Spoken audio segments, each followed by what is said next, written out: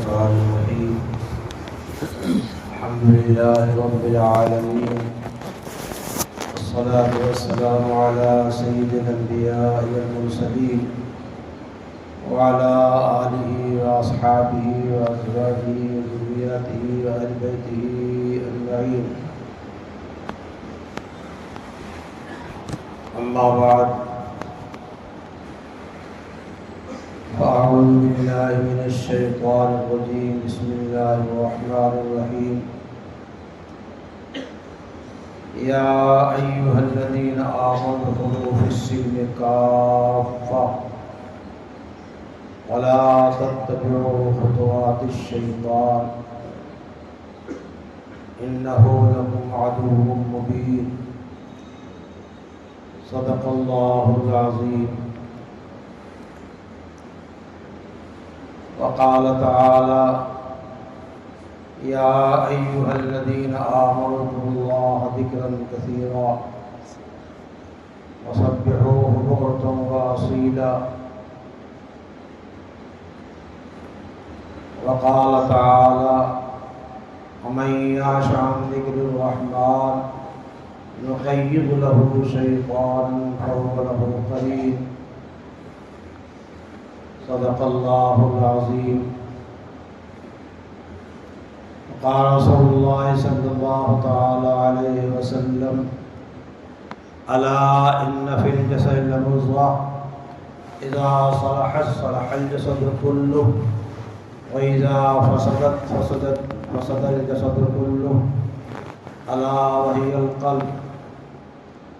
وقال رسول الله صلى الله تعالى عليه وسلم مثل الذي يذكر ربه والذي لا يذكره مثل الحي والميت أو كما قال عليه الصلاة والسلام. میرے محترم بزرگوں اور دوستوں،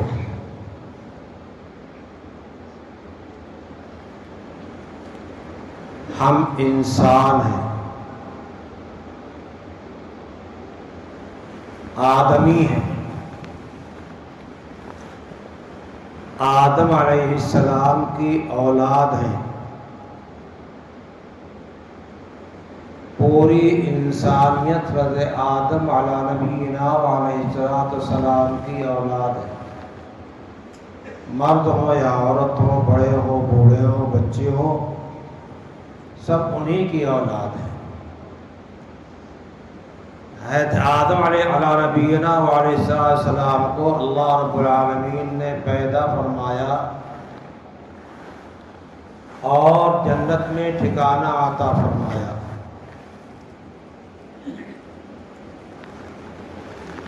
انہی سے حضرت حوا کو پیدا کیا.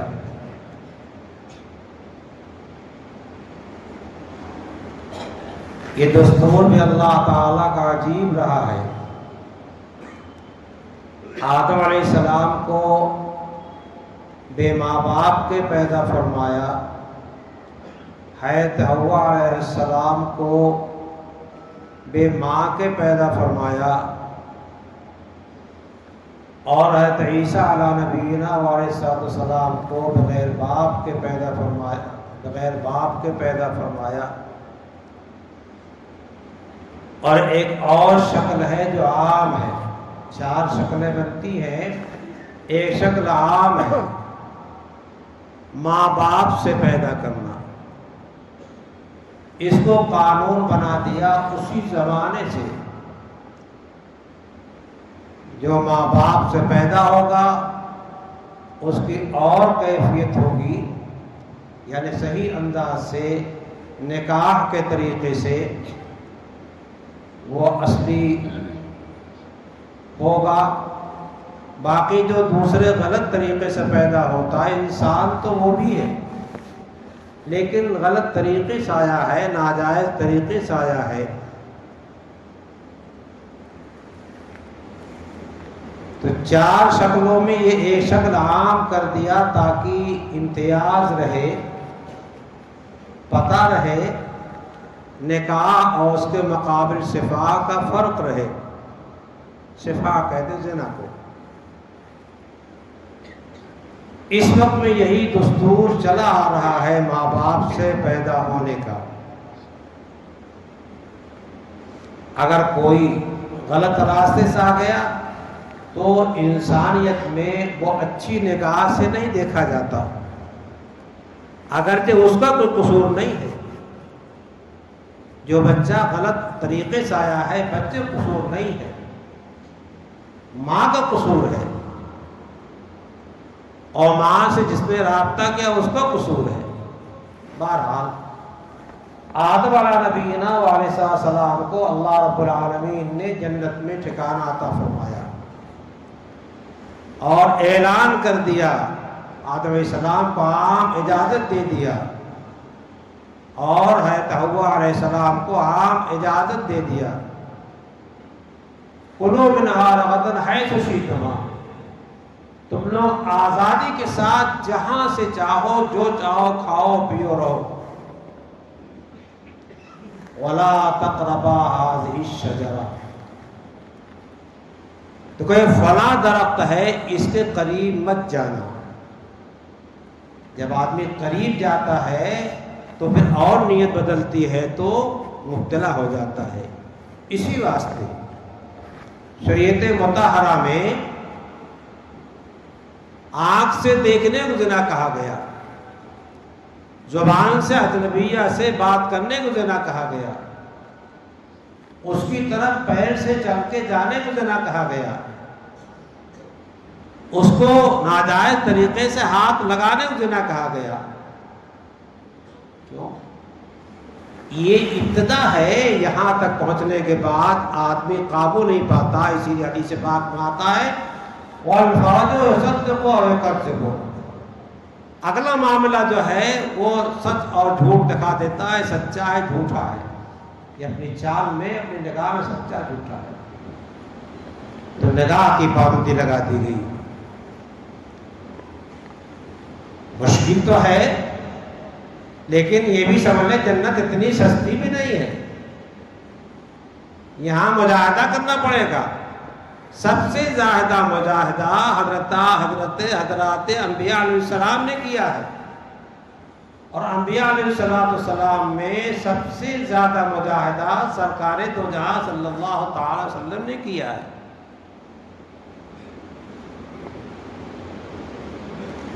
آپ کو خود ہی ارشاد فرمایا کہ جتنا میں ستایا گیا اللہ کے راستے میں کوئی نہیں ستایا گیا. تو یہ راہ تو ایسی ہے، آدمی جب کوئی نفع حاصل کرنا چاہتا ہے تو اس کے واسطے کچھ قربانیاں دینی پڑتی ہے. تو جنت کے حاصل کرنے کے واسطے کچھ قربانیاں دینی پڑیں گی. دنیا کا کام کرتے ہیں پہلے دن نفع پا جاتے ہیں؟ نہیں پاتے. آہستہ آہستہ آہستہ آہستہ اتنا نفع آدمی پہچان پا جاتا ہے کہ لوگ اس کو سلام کرتے ہیں، اس کا اعزاز کرتے ہیں. مال اس کے واسطے عزت کا ذریعہ بن جاتا ہے، آخرت کے کمانے ذریعہ بن جاتا ہے، لوگوں میں مقبولیت کا ذریعہ بن جاتا ہے. بہرحال حضرت آدم علیہ السلام کو ایک پابندی سے مقید کر دیا گیا، دیکھو اس درخت کے پاس نہ جانا، اور حضرت حوا کو مقید کر دیا. لیکن شیطان چکر میں لگا. شیطان تو آدم علیہ السلام کے پیدا ہونے کے زمانے سے لگا ہوا ہے، اور اللہ کے سامنے وعدہ کر کے آیا ہے کہ میں نے گمراہ کروں گا، اپنی شکل پر اپنی طاقت پر گمراہ کروں گا. اللہ کے سامنے ڈھٹائی سے کہہ کر کے آیا ہے. اغواء شیطانی سے کہا جو عام ہمارے ہاں ہے. بہرحال شیطان پیچھے لگا رہا اور فَأَكَلَا مِنْهَا، دونوں حضرات نے کھا لیا شجرہ ممنوعہ سے. ثُمَّ بَدَتْ لَهُمَا سَوْآتُهُمَا، منع کیا گیا تھا مت کھانا. اس ممانعت پر عمل نہ کرنے کا انجام یہ ہوا کہ جب کھا لیا تو جسم کا لباس جو اللہ کے نام تھا گر گیا. گناہ سے اللہ کی نعمتوں سے دوری ہو جاتی ہے، گناہ سے اللہ کی نعمتیں چھن جاتی ہیں، ہم پتہ نہیں پا رہے۔ کتنے ذکر کرنے والے، تلاوت کرنے والے، نمازوں کے پابندی کرنے والے، نماز میں جی لگانے والے، لیکن آنکھ کا گناہ ان سے ہو رہا، اور ہوا اس کی بنیاد پر کیا ہوا، دل میں سیاہی آئی، اور دل میں سیاہی آنے کی وجہ سے دماغ بھی کمزور ہو گیا۔ گناہ سے دماغ بھی کمزور ہوتا ہے، نماز کا مزہ چلا گیا، تلاوت کا مزہ چلا گیا، ذکر کا مزہ چلا گیا، دینی تعلیمات میں لگنے کا مزہ چلا گیا، تلاوت چھوٹ گئی، ذکر چھوٹ گیا، نمازوں میں آگے پیچھے ہونے لگے، حتیٰ کہ نماز بھی چھوٹ جاتی ہے۔ اس سے مسلمانوں اپنی آنکھ کی حفاظت کرو، اپنی آنکھ کی۔ اللہ نے ارشاد فرمایا، نبی پاک صلی اللہ علیہ وسلم کو خطاب فرما کر کے، قُلْ لِلْمُؤْمِنِينَ يَغُضُّوا مِنْ أَبْصَارِهِمْ، مومنین سے کہہ دیا اپنی نگاہ نیچی رکھیں۔ جب نگاہ نیچی رکھیں گے تو اجنبیہ پہ نہیں پڑے گی، جب اجنبیہ پہ نہیں پڑے گی تو دل کے اندر تقاضا نہیں پیدا ہوگا، اور پھر گناہ نہیں ہوگا۔ قرآن کا حکم ہے، قُلْ لِلْمُؤْمِنِينَ يَغُضُّوا مِنْ أَبْصَارِهِمْ، اس کا نفع کیا ہوگا، وَيَحْفَظُوا فُرُوجَهُمْ، اس کے ذریعے سے اپنی شرمگاہوں کی حفاظت کر لیں گے، زنا سے محفوظ ہو جائیں گے۔ حدیث بات میں آتا ہے، مَن يَرْتَعْ حَوْلَ الْحِمَارِ يُوشِكُ أَن يَقَعَ فِيهِ، جو جانور جو ہے کھیت کے کنارے جو گھیرا لگا ہوتا ہے، باڑ لگی ہوتی ہے تاکہ جانور اس میں نہ جائے، اس کے ساتھ کے کنارے چلتا ہے، میڑ کے باہر چڑھتا ہے، چلتے چلتے کھیت میں چلا جاتا ہے۔ اسی طریقے سے جو زنا کے مبادیات کو ابتدائی چیز اختیار کرے گا، آنکھ کے دیکھے گا، زبان سے بات کرے گا، چل کے جائے گا تو پھر پڑ جائے گا۔ اللہ نے منع کر دیا اور حکم دے دیا کہ نگاہ نیچی رکھو۔ اس کا نتیجہ کیا ہوگا، حفاظت فرج، شرمگاہ کی حفاظت ہوگی۔ اور ہم سمجھتے ہیں کہ بندگاہی صرف مردوں ہی سے ہوتی ہے، عورتوں سے نہیں ہوتی، عورتوں میں شہوت مردوں سے زیادہ ہوتی ہے، لیکن حیا بھی ہوتی ہے، اس کی بنا پر جو ہے میاں بیوی میں بھی تقاضا مرد کی طرف سے ہوتا ہے، عورت پہ حیا غالب ہوتی ہے۔ فرمایا اللہ رب العالمین نے، قُلْ لِلْمُؤْمِنَاتِ يَغْضُضْنَ مِنْ أَبْصَارِهِنَّ، مومنات سے کہہ دیجئے کہ وہ بھی اپنی نگاہ نیچی رکھیں۔ اس کا نفع کیا ہوگا، ان کے دل میں ہیجان نہیں پیدا ہوگا، اور ان سے زنا نہیں ہوگا، شرمگاہ کی حفاظت ہوگی۔ بہرحال حضرت آدم علیہ نبینا علیہ السلام سے ایک چوک ہو گئی۔ آدم علیہ السلام نے دانستہ گناہ نہیں کیا، چوک ہوئی ہے، قرآن نے ذکر کیا ہے، نسیَ آدم وَلَمْ نَجِدْ لَهُ عَزْمًا، آدم علیہ السلام سے بھول ہو گئی تھی، چوک ہو گئی، خطا ہو گئی، اور گناہ کا ارادہ آدم علیہ السلام کا نہیں تھا۔ قرآن کہہ رہا، میں نہیں کہہ رہا ہوں۔ نسیَ آدم، نسیان کہتے بھول کو، نسیَ آدم ہوا ظاہری طور پر تو اس کی نسبت بھی کی گئی، اللہ تعالیٰ نے خود ہی بیان کر دیا کہ نبی ہے، نبی معصوم ہوا کرتا ہے۔ آدم علیہ السلام سے لے کر کے اخیر زمانے تک سید رسول صلی اللہ علیہ وسلم تک تمام انبیاء علیہ السلام گناہوں سے معصوم ہیں، نبی سے گناہ نہیں ہو سکتا۔ نسیان ہوا، اس کا انجام کیا ہوا، گر گیا لباس۔ واقعات میں لکھا ہوا ہے کہ حضرت آدم علیہ السلام اس درخت کو درخت کے آڑ میں چھپتے تھے، چھپ کے کہاں جائیں گے؟ اللہ تعالیٰ نے فرمایا، ازمامی گریزی، ہم سے بھاگ رہے ہو، ہم سے بھاگ کے کہاں جاؤ گے؟ تو کیا کہ اللہ میاں آپ سے نہیں بھاگ رہا ہوں، بھاگ کہاں جاؤں گا؟ اپنے گناہوں کی ندامت ہے، اپنے گناہوں کی ندامت ہے۔ تو بھائی وہیں تعلیم دے دی گئی بابا آدم کو کہ تاکہ آدم علیہ السلام کی پوری ذریت کیا ہو جائے، ہوشیار ہو جائے۔ مسلمانوں، ایک ایک گناہ کو چھوڑو، ایک ایک سنت کو اختیار کرو، عمل کرو۔ اس دنیا میں جو ہم پر تباہیاں آ رہی ہیں اور ادبار آ رہے ہیں، دشمنوں کی دشمنیاں آ رہی ہیں، وہ جو ہماری مسجدوں کے سامنے کھڑے ہو کر کے بڑے احترام سے دعائیں کراتے تھے، آج دشمنی پہ آمادہ ہیں، اعتراضات کر رہے ہیں قسم قسم اسلام پر۔ اس کی وجہ کیا ہے؟ ہم نے اپنا اسلام کا جو قریب تھا اس کو بھلا دیا، ہمارا جو نشان تھا اس نشان کو ہم نے چھوڑ دیا۔ اسی لیے اللہ تعالی نے ارشاد فرمایا، یا ایھا الذین آمنوا ادخلوا فی السلم کافہ، آدھے ادھر آدھا ادھر نہیں، آدھا تیتر آدھا بٹیر ہوتا کیا؟ بٹیر پورا بٹیر ہوتا، تیتر پورا تیتر ہوتا ہے۔ آدھا تیتر آدھا بٹیر نہیں چلے گا، مکمل طور پہ آ جاؤ، اللہ سے حیا کرو، دنیا والوں سے شرم کرنے کی ضرورت نہیں ہے۔ حدیث پاک میں آتا ہے، استحیوا من اللہ حق الحیا، اللہ تعالیٰ سے ویسی حیا کرو جیسی حیا کرنے کا حکم ہے، جیسی حیا کا حکم ہے۔ نبی پاک صلی اللہ علیہ وسلم کو اللہ تعالیٰ نے کس انداز سے بھیجا اور کس انداز سے مدد فرمائی اور کیا محنت کیا، اور آج آپ کا تذکرہ اسی محنت کی بنا پہ کیا نام کی مستقل ہو رہا ہے۔ خاص کر آج کا دن جو ہے تذکرے کے واسطے مخصوص ہوا، بہت تذکرے ہو رہے ہیں۔ کیوں؟ آپ نے ایک نمایاں کردار ادا کیا ہے قیامت تک کے آنے والے انسانوں کے واسطے، اور آپ نے ارشاد فرمایا کہ تعلموا الفرائض والقرآن وعلموا الناس وانی مقبول، فرائض کو سیکھ لو، فرائض کو سیکھ لو، لوگوں کو سکھاؤ، لوگوں کو سکھاؤ۔ اصل مخاطب کون؟ صحابہ ہیں، اور صحابہ کے واسطے پوری امت ہے بات والوں کے لیے۔ فإنی مقبوض، میں تم میں ہمیشہ نہیں رہوں گا۔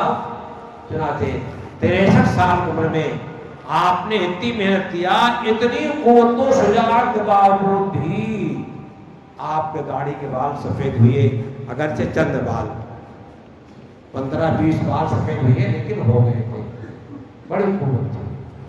میں ایک اور بات بیان کرتا لیکن وقت نہیں ہے، جو مضمون چل رہا ہے حضرت عائشہ صدیقہ کے بارے میں لوگ اعتراض کرتے ہیں کہ صاحب حضور صلی اللہ علیہ وسلم نے کیا نام کی نوبت لڑکی سے نکاح کیا، یعنی گویا ظلم کیا۔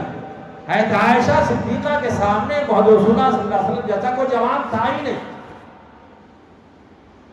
روایت حضرت عائشہ کے اشعار ہیں، میں جنی طور پر کہہ دیتا ہوں۔ قرآن کا للناس شمس وللآفاق، لنا شمس وللآفاق شمس وشمسی تطلع بعد العشاء، لوگوں کا آفتاب ہے جو لوگوں کے واسطے نکلتا ہے، ہمارے واسطے بھی آفتاب ہے اور لوگوں کے واسطے بھی آفتاب ہے۔ دیکھ رہے سورج نکل رہا ہے، وشمسی تطلع بعد العشاء، میرا سورج عشاء کے بعد نمودار ہوتا نظر آتا ہے۔ کہتا عائشہ کیوں کر رہی ہیں؟ حضور صلی اللہ علیہ وسلم کو بوڑھا تصور کر رہی ہیں؟ اعتراض کرتے جوابات بہت ہیں، اس وقت موقع نہیں ہے، میں صرف اشارہ کر رہا ہوں۔ کسی بھی دشمن کے اعتراض پہ آپ اس سے اعتراض پہ نہ جائیے، علماء سے رجوع کیجیے، اپنے شبہات حل کر دیجیے۔ بات تو علماء نے یہاں تک کہہ دیا کیا نام کہ عائشہ صدیقہ کی عمر کم نہیں تھی، اس کہنے کوئی ضرورت نہیں ہے، کوئی ضرورت نہیں۔ بہرحال اسلام میں مکمل طور پہ داخل ہو جاؤ۔ نبی پاک صلی اللہ علیہ وسلم کو قرآن دیا گیا اور قرآن کے ساتھ ساتھ حدیثوں کا بہت بڑا ذخیرہ دیا گیا، بہت بڑا ذخیرہ دیا گیا، اور حضور پاک صلی اللہ علیہ وسلم کو قرآن پاک کا مفسر گردانا گیا۔ وَأَنزَلْنَا عَلَيْكَ الذِّكْرَ لِتُبَيِّنَ لِلنَّاسِ، ہم نے آپ پہ قرآن نازل فرمایا تاکہ آپ لوگ سامنے قرآن کے مضامین کو صاف صاف بیان کر دیں، تو آپ کو مفسر قرآن گردانا گیا۔ سب سے اول مفسر کون ہے؟ نبی پاک محمد رسول اللہ صلی اللہ علیہ وسلم۔ اس لیے قرآن کی تفسیروں کو سمجھنے کے واسطے ہمیں اپنے دماغ کے خبرات ضرورت نہیں ہے۔ نبی پاک صلی اللہ علیہ وسلم تفسیر کیا ہے؟ موجود ہے، حدیثیں موجود ہیں، آج بخاری کی شکل میں، مسلم شکل میں، ترمذی شکل میں، اور بہت ساری حدیث کی کتابوں کی شکل میں۔ اس لیے نصارہ، یہود، ان کی ایک ایک سازش اور ان کا ایک ایک طریقہ، ایک ایک تحقیق ایسی سامنے آ رہی ہے کہ اگر آپ ذرا غور کر کے پیچھے جائیں گے اور سوچیں گے تو اس میں اسلام کی کسی سنت کے مٹانے کا چکر ہے۔ تو اگر یہود نصارہ مٹائیں تو وہ دشمن ہیں، ہم سنتوں کیوں چھوڑ رہے ہیں؟ ہم سنتوں کیوں مٹا رہے ہیں؟ سرکار دو جہاں صلی اللہ علیہ وسلم کی محبت کا تقاضا کیا ہے؟ ہم آپ کی ایک ایک سنت کو اختیار کریں، گھر کے اندر بھی، گھر کے باہر بھی، ظاہر میں بھی، باطن میں بھی۔ اس صفت کو حاصل کرنے کے واسطے کیا ہے؟ کچھ مجاہدہ کرنا پڑے گا۔ جن حضرات کے قلوب ایسے ہو چکے ہیں، جن کے اندر اللہ کی محبت و تعلق آ چکا ہے، ان کے ساتھ رابطہ رکھنا چاہیے۔ قرآن نے ذکر کیا کونوا مع الصادقین، جو اللہ کے سچے اور پکے بندے ہیں ان کے ساتھ ہو جاؤ، ان کے ساتھ ہو جاؤ۔ ہم یہود کے ساتھ ہو رہے ہیں، لباس کے لحاظ سے، شکل لحاظ سے، نصارہ کے ساتھ ہو رہے ہیں، غیروں کے ساتھ ہو رہے ہیں۔ کس کے ساتھ کہا گیا؟ صادقین کے ساتھ۔ صادقین کون ہے؟ جو اللہ کے سچے اور پکے بندے ہیں۔ اس کے واسطے ہمیں اپنے دل کی کیفیت کو سنوارنا ہوگا۔ ایک کیفیت اللہ تعالیٰ کو دے دیا ہے جو ہمیں سوتے بھی حاصل ہے اور جاگتے بھی حاصل ہے۔ وہ کیفیت کیا؟ ایمان کی۔ ایمان کی کیفیت ایسی ہے، ہم سو رہے ہیں جب بھی مومن ہیں اور جگ رہے ہیں تو بھی مومن ہے، اللہ نے دے رکھا ہے۔ لیکن اس میں انوار پیدا کرنے کے واسطے، روشنی اور جلک پیدا کرنے کے واسطے، قلب کو مزکہ مجلہ کرنے کے واسطے ہمیں محنت کرنی پڑے گی۔ اللہ نے ارشاد فرمایا یا ایھا الذین آمنوا اذکروا اللہ ذکرا کثیرا، اے ایمان والو اللہ تعالیٰ کا خوب ذکر کرو، کثرت ذکر کرو۔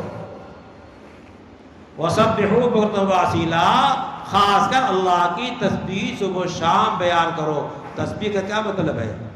تسبیح کا مطلب ہے اللہ تعالیٰ تمام نقائص سے، برائیوں سے، عیب کی چیزوں سے پاک ہے۔ سبحان اللہ کہنے کا مطلب یہی ہے کہ اللہ تعالیٰ تمام نقائص سے، برائیوں سے، کمیوں سے، کمزوریوں سے کیا ہے؟ پاک ہے۔ اور الحمدللہ کا مطلب یہ ہے کہ اللہ تعالیٰ تمام صفات کمالیہ کا جامع ہے۔ جتنی خوبیاں ہیں اللہ تعالیٰ کے سب موجود ہیں، اور انہیں خوبیوں میں سے اللہ تعالیٰ نے ہم کو تھوڑا سا حصہ دے رکھا ہے، تھوڑا سا حصہ دے رکھا ہے۔ تو اس لیے کلمہ طیبہ لا الہ الا اللہ اور محمد رسول اللہ صلی اللہ علیہ وسلم پڑھنے کے بعد جو ہے اللہ کی اطاعت، رسول کی اطاعت، اطیعوا اللہ واطیعوا الرسول حکم دیا گیا ہے۔ رسول علیہ السلام کو پہچانیں گے نہیں تو رسول علیہ السلام کی محبت کیسے ہمارے اندر آئے گی؟ ان کا تعلق کیسے آئے گا؟ رسول علیہ السلام اللہ کے امین ہیں، قرآن جتنا دیا گیا پورا پہنچا دیا، اور حدیثیں جتنی دی گئیں سارا کا سارا پہنچا دیا۔ آپ سے بڑا کوئی محسن اعظم نہ پیدا ہوا ہے اور نہ پیدا ہوگا، آپ سے زیادہ حسین جمیل کوئی نہیں پیدا ہوا۔ اخلاق کے لحاظ سے، اعمال کے لحاظ سے، قوت کے لحاظ سے، بنیاد کے لحاظ سے، نرمی کے لحاظ سے، مہربانی کے لحاظ سے، تمام اوصاف جمیلہ کے لحاظ سے قرآن نے کر دیا انک لعلی خلق عظیم۔ آپ اخلاق کے سب سے بڑے پیمانے پر ہیں، اخلاق کے سب سے اعلیٰ پیمانے پر ہیں، تو آپ ہی کو آئیڈل بنایا جائے گا، یہود کو نہیں بنایا جائے گا، نصارہ کو نہیں بنایا جائے گا، مجوس کو نہیں بنایا جائے گا، ہنود کو نہیں بنایا جائے گا۔ ایمان کی قوت اپنے اندر پیدا کریں۔ آج جو دنیا کی محبت کی بنا پر ہم نے اپنے گھروں کا نظام بدلا تو ہمارے گھروں میں کفر داخل ہو گیا، شرک داخل ہو گیا، ہمارے بچے کفر کی طرف مائل ہو گئے، ہماری بچیاں کفر کی طرف مائل ہو گئیں۔ وجہ نہیں سوچا ہم نے، بنیاد پہ نہیں غور کیا، جب موقع آتا ہے تو پورے خاندان کی آبرو مٹی مل جاتی ہے۔ ہم نے اپنے بچوں کو پکا ایماندار نہیں بنایا، ایمان سکھایا نہیں، ایمان کو فرقہ امتیاز سکھایا نہیں۔ اور ایک مومن کلمہ پڑھنے والا، زبان کا پاکیزہ اور خالصہ، اور محمد رسول اللہ صلی اللہ علیہ وسلم کو اپنا نبی ماننے والا، اس کا دماغ، اس کا ذہن، اس کی طبیعت، اس کا ہاتھ غیر پہ کیسے جاتا ہے، اس کی نگاہ غیر پر کیسے جاتی ہے؟ وہاں کفر کی گندگی موجود ہے، نصرانیت کی گندگی موجود ہے، یہودیت کی گندگی موجود ہے، اور یہاں ایمان کی پاکیزگی موجود ہے۔ پاکیزہ غلط جگہ جائے گا، ہے نا؟ ہاں، چھچھورا ہمارے بولتے ہیں، جو گوشت کا خراب حصہ ہوتا ہے، لجڑ والا، کیا کہتے ہیں، بلی کو چھچھورا ہی اچھا لگتا ہے۔ تو جس کو گوشت کی قیمت نہیں معلوم ہو بلی کو، وہ چھچھورا چلے گا۔ ہمیں ایمان کی قیمت نہیں معلوم ہے، اس لیے ہمارے بچے جیسے چاہے جا رہے ہیں۔ قصور ہمارا ہے۔ تو ہمیں اپنے قلوب کی اصلاح کرنی چاہیے۔ اللہ حبیب صلی اللہ علیہ وسلم نے ارشاد فرمایا کہ جسم کے اندر ایک گوشت کا ٹکڑا ہے، جب وہ درست ہو جاتا ہے تو سارا جسم درست ہو جاتا ہے، اور جب وہ بگڑ جاتا ہے تو سارا جسم بگڑ جاتا ہے۔ اس کا نام کیا ہے؟ اس کا نام دل ہے۔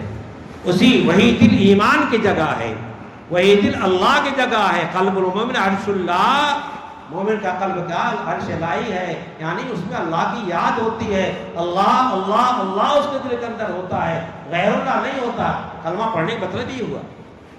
اسی کو جلا بخشنے کے واسطے کیا کیا گیا؟ یہ حدیث پاک میں حکم دیا گیا ہے کہ جددوا ایمانکم بقول لا الہ الا اللہ، اپنے ایمان کی تجدید کیا کرو، اپنے ایمان کی جو تازہ کرتے رہو، لا الہ الا اللہ کے کہنے سے، لا الہ الا اللہ تکرار سے۔ اسی حدیث کی بنا پر صوفیاء کرام کے ہاں جو ہے لا الہ الا اللہ کی ضربیں لگوائی جاتی ہیں، دل پہ اللہ کی ضرب ماری جاتی ہے، الا اللہ کی ضرب ماری جاتی ہے، لا الہ کہہ کر کے دائیں کو اشارہ کر کے غیر اللہ کو نکالا جاتا ہے۔ ایک اسکیم ہے۔ اللہ اللہ اللہ اللہ کہتے ہیں، کیوں کہتے ہیں؟ جیسے جب پانی کی بورنگ ہوتی ہے تو صاف پانی ڈال کر کے گندا پانی نکالا جاتا ہے، اسی طریقے سے اللہ اللہ اللہ اللہ کہہ کر کے اندر کی گندگی نکالی جا رہی ہے، اللہ کی محبت کو اندر داخل کیا جا رہا ہے۔ یہ کون سا برا کام ہے اگر صوفیہ کراتے ہیں؟ بہرحال اپنے دل کی اصلاح کیجیے۔ دل کی مثال کیا ہے؟ بادشاہ کی ہے۔ بادشاہ اگر صحیح ہے تو نظام عالم درست رہے گا، اور بادشاہ گڑبڑ ہے تو فتنہ و فساد ہوگا۔ اگر کہ ہمارا دل صحیح ہے تو ہمارے جسم کا نظام صحیح رہے گا، ہمارے جسم کا نظام صحیح رہے گا۔ ہمارا جسم کا فیکن طول عالم الاصغر، ہمارے اندر ایک عالم اصغر چھپا ہوا ہے۔ دل صحیح رہے گا، دل کی دنیا آباد رہے گی تو ہم آباد رہیں گے۔ دل گلستہ تھا تو ہر شے سے ٹپکتی تھی بہار، دل گلستہ تھا تو ہر شے سے ٹپکتی تھی بہار، دل بیاباں ہو گیا، عالم بیاباں ہو گیا۔ جب دل اللہ کی محبت سے خالی ہو گیا تو ہمارے پاس کچھ نہیں رہ گیا، ہمارے جسم کا عالم تباہ ہو گیا۔ ہمارا جسم کیا ہے؟ ایک عالم ہے دل کے سامنے، دل کی حکومت اس عالم پہ چلے گی۔ اگر اچھا رہے گا تو اچھی حکومت چلے گی، خراب رہے گا دل تو خراب حکومت چلے گی۔ اپنے دلوں کو بنانے کی کوشش کیجئے، اللہ کی محبت داخل کیجئے، رسول اللہ علیہ السلام کی محبت داخل کیجئے، اور جب یہ چیز آئے گی تو سنتوں کے اتباع آئے گا۔ اسی واسطے اللہ کے حبیب نے ارشاد فرمایا کہ ذکر کرنے والے کی مثال اور ذکر نہ کرنے کے والے کی مثال کیا ہے؟ زندہ اور مردہ کی مثال ہے۔ ذکر کرنے والا جیسے زندہ آدمی، اور نہ کرنے والا مردہ آدمی، مردہ۔ وَلَا تَكُن مِنَ الْغَافِلِينَ، غافل ہے، ذکر کے مقابل غفلت ہے، غافلین میں سے مت بنو، یعنی ذاکر بنو، ذاکر بنو۔ یہ قرآن کی تلاوت سے، نماز سے، علماء کے بعد بیٹھنے سے ہمارا قلب طیب کیا ہو جائے گا؟ مجلہ مزکہ ہو جائے گا، ہماری نگاہ بھی صحیح استعمال ہوگی، ہاتھ بھی صحیح استعمال ہوگا، اور سارے اعضاء و جوارح استعمال ہوں گے صحیح، اور ہم سچے پکے اللہ کے بندے ہو جائیں گے۔ جو کہا گیا کونوا مع الصادقین، تو صادقین کے ساتھ رہ کر کے ہم بھی صادق ہو جائیں گے۔ صادقین کے ساتھ رہ کر کے ہم بھی صادقین جماعت میں شامل ہو جائیں گے۔ دعا کرنا چاہیے کہ اللہ جو نگاہ آپ نے اپنے نیک بندوں کو عطا فرمائی ہے ہمیں عطا فرما دیجئے، جو سوچ آپ نے اپنے نیک بندوں کو عطا فرمائی ہے ہمیں عطا فرما دیجئے، جو فکر ان کو عطا فرمائی ہے ہمیں عطا فرما دیجئے۔ دعا کرنا چاہیے بہرحال۔ اور اللہ نے ارشاد فرمایا ہمیں یعش عن ذکر الرحمن، جو رحمان کے ذکر سے بیزاری کرتا ہے، غافل رہتا ہے،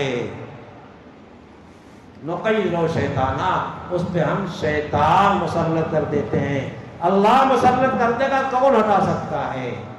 اس کے ہٹانے کی تدبیر یہی ہے، اللہ کے ذکر میں، اللہ کی یاد میں لگا جائے۔ اپنے نمازوں کو درست کیجئے، مسجدوں کا آباد کیجئے، اپنے گھروں کو نوافل سے تہجد سے آباد کیجئے، اپنے گھر والوں کو نماز اور تلاوت کا پابند بنائیے۔ جو حالات آ رہے ہیں ہمارے ذکر سے غفلت کی بنا پر جو ہے ہم سے اعمال سنت نہیں ہو پا رہے ہیں، تو ہم پہ دشمن مسلط کر دیے گئے ہیں۔ جب ہمارے ہاں دین کی سنت کی فضا چل جائے گی یہ سب چھٹ جائیں گے، یہ دشمن چھٹ جائیں گے۔ ان کو برا کہنے کی ضرورت نہیں ہے، اپنا انتظام کر لو، اللہ چھانٹ دے گا۔ اللہ نے مسلط کر رکھا ہے، ان کے تسلط کو ختم کرنے کے واسطے جو ہے ہمیں بیدار ہونا پڑے گا۔ اس واسطے کیا ہوتا ہے کہ شیطان مسلط ہو جاتا، تھنکا ہوتے ہیں، مجبور ہو جاتے ہیں، پریشان ہو جاتے ہیں، لیکن اس کے مسلط کرنے کا کام ہم نے کیا ہے۔ ذکر سے غفلت ہم نے کیا ہے۔ غفلت مقابل کیا ہے؟ ذکر کا ہے۔ ذکر کہاں ہوتا ہے؟ کسی کی یاد کہاں ہوتی ہے؟ آنکھ میں، کان میں، سر میں، ہاتھ میں، پیر میں۔ یاد دل کے اندر ہوتی ہے۔ یاد کہاں ہوتی ہے؟ دل کے اندر ہوتی ہے۔ جب دل میں خدا کی یاد ہوگی تو پھر جو ہے دل ہمارا گلستہ ہوگا، اور پھر ہمارا جسم کیا ہوگا؟ اللہ کے حکموں کا تابع دار ہوگا، نبی صلی اللہ علیہ وسلم کی سنتوں کا تابع دار ہوگا۔ اس واسطے دل کو آباد کرنے کی فکر کیجئے۔ اللہ کی یاد جب آ جائے گی دل کے اندر، اللہ کی یاد بس جائے گی، رچ جائے گی، اللہ دل کے اندر ہوگا، تو کوئی کام ہمارا خلاف سنت نہیں ہوگا۔ دیکھیں گے تو سوچیں گے کہ دیکھنا اللہ کو پسند ناپسند ہے، سنیں گے تو سوچیں گے اللہ کو پسند ہے ناپسند ہے، بولیں گے تو سوچیں گے اللہ کو پسند ہے یہ بول ناپسند ہے، چلیں گے پھریں گے، ہاتھ سے کوئی عمل کریں گے تو سوچیں گے اللہ کو پسند ناپسند ہے۔ اگر اللہ کو پسند ہے تو کریں گے، نہیں پسند ہے نہیں کریں گے، پوری دنیا ادھر کی ادھر ہو جائے۔ انبیاء علیہ السلام نے کیا کیا؟ نبی پاک صلی اللہ علیہ وسلم کیا کیا؟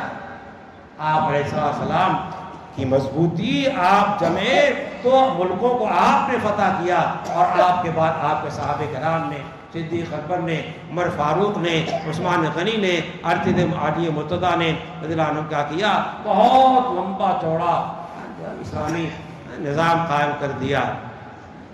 22 لاکھ مربع میل پر حضرت عمر فاروق رضی اللہ عنہ کی حکومت کیسے آئی؟ اسلام پر ایک موقع پہ کہا کہ ان بیوقوفوں کی وجہ سے انت رکو سنت حبیبی، اپنے حبیب صلی اللہ علیہ وسلم کو ان احمقوں کی وجہ سے چھوڑ دیں گے؟ تو ہم آج کے احمقوں کی وجہ سے سنتیں چھوڑ دیں گے؟ نہیں چھوڑتے۔ نمازیں پڑھیں گے، روزے رکھیں گے، زکوٰۃ دیں گے، حج کریں گے، لباس اسلامی اختیار کریں گے، اسلامی شکل اختیار کریں گے۔ ہم ان حمقاء کی وجہ سے جو ہے کمزور ہونے والے نہیں ہیں۔ اللہ ہمیں بھی توفیق عطا فرمائے، آپ کو بھی۔ وآخر دعوانا الحمدللہ رب العالمین۔